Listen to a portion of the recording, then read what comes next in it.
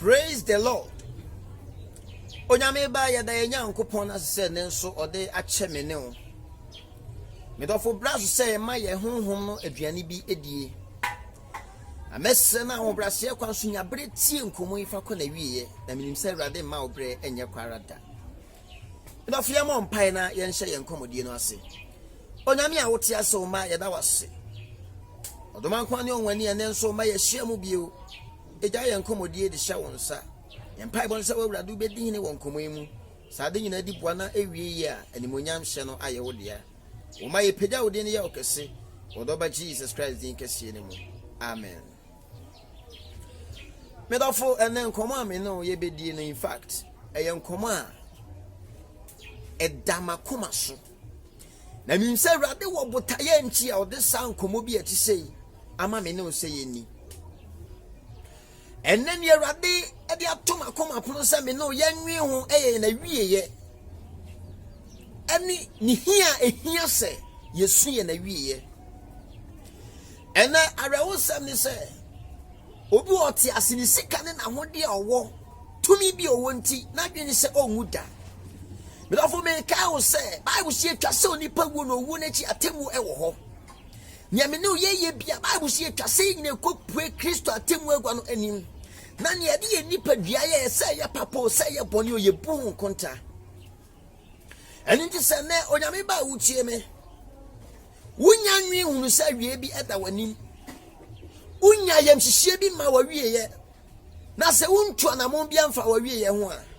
Mo ani mra ho so. Isan se ebeye din ama me ne wo. Mi hu yanka. Onhwa na akachi ama ye. Onyame ba ye nhwa asem bi e wo Jeremiah chapter 22 verse 10. Odifu Jeremiah ngoma tie ya duonu mienu ni nyimo ye du no. Osimu nsu owufo na munyam esumom na munsu de orekro no. Na orensane mabio emehunu na wo asase. Bible ni say mema ye nsu owufo na ni se jam obi a wawuo na sempo ye besu a ye nsuma ba bi a sa nipa no okọ ena ra wo se ne so bi wu a but ofo awutie me ye nyabre ebo be na esu no suni mu no nsam a etaika ye kasafa ni sika bi a wagya no wo ho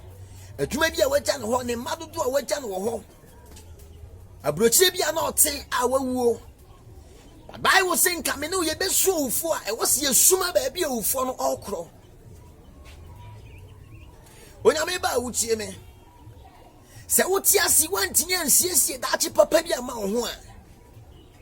awiye no ebeye hu ama papa Bible say ye nsu owufo na ye nyam no na mposi ye besu a ye nsuma ba bi a ne wawu no okro esan so binya kenani gusu a honam duane de da ha but ne honhom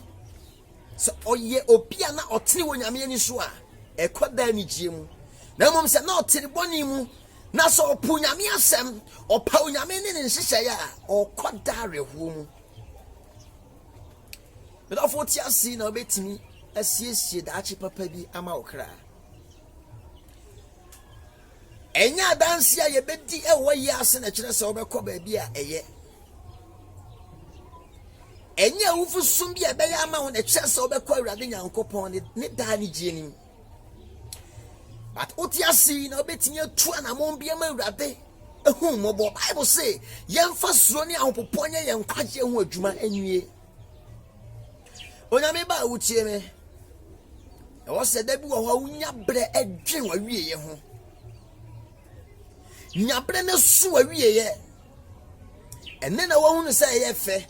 enne na wo hunu se ede enne na wo hunu nyema pa o ka wani gusu e bia na ba bia obekọ no unko ni ye me do fe ya sembi e will Luke chapter the number 16 now for verse the number 19 e kro no Bible no kasa fo sikani bia na odenta de pa na nwura pa eye ne ho yie odi nnuane pa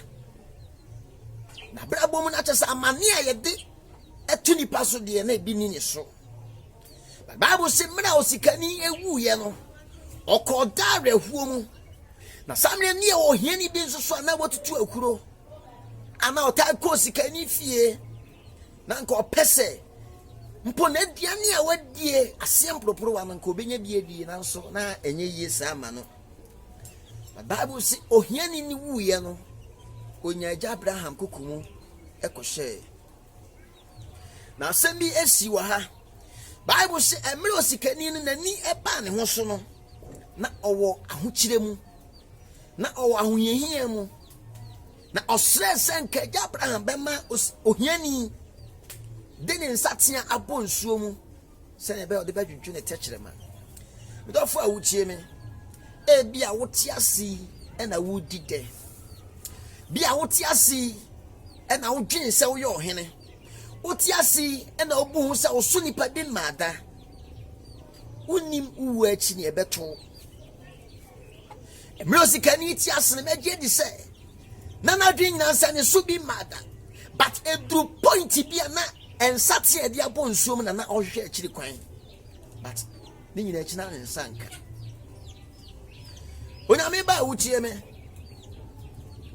se ubenya bradwe wa wie ye ho anka betu na mon papa kenya ni se odi ahomaso eni abrabo fi ese niemai osimun so ufo na munyam no na mom sumom na munsum ma ba bia okro me kai no sikani na busuafo osu wonu ma na oye wona doye one man on one chi won ani bom wo su no kan sama kese but osikani ni de ba bia na owo no na eden ma no abre wo sem ne say osre ja Abraham say anke be ya on small Lazarus na omra asasi so na busuafo a wo ha na ko meka sem pankere wo yan read verse number 27 to verse 31 na ose enye eja mesel say sumanama onko majafie na me wonu amarima nom banum na onko di wona danse na wonso amma eninyane yi muhabi hallelujah osikani ana otiase na onim nyame onwi nyame ho ena wa ye evangelist but na akachi amano medofo mema ne nkachi nwi ansa na watu anamo bra wotimini eya dombre bi e de mawo Bible si yanhwehwe urade bra oma yehunu no no ma oboni fo nani na kwanya jabra boni mu fo ma urade na uya bonifache bi eni asamando na woto aso se na Abraham ka say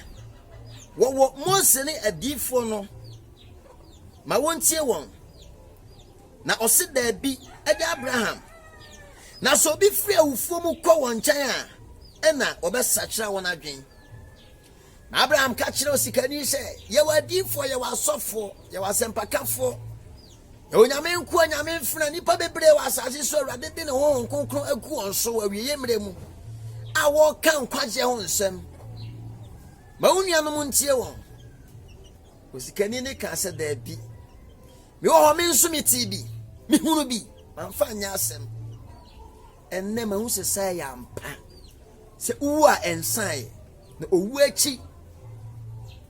atemu ewo ho aso bi free asamando ekokania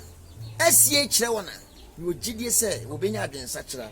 yenti asem a eja Abraham kan na ose no se wantie Mose ne adifo no a obi free awufo mu sori mpo a wore nyini onyame ba wuchie me kai wo se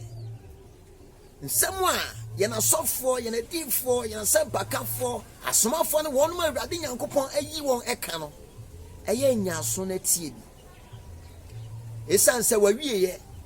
e wo wankasa won nsem sa openi ye a obenya ne yi Awurade nhya nkomo iso Awurade nte ho maye woni doba Jesus Christ in kase ne mu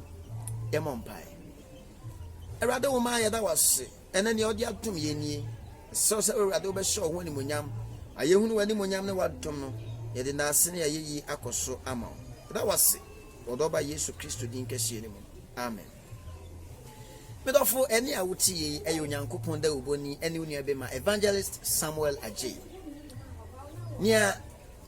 Obe faso aye ama dwumadi akɔ nani ne sɛ obe subscribe obe like na obe share message nim sɛ awurade nam so ebe ma afoforo so anya nkwagye onyame nhyira o onyame nyɛ okese when Jesus Christ jinkese ni amen.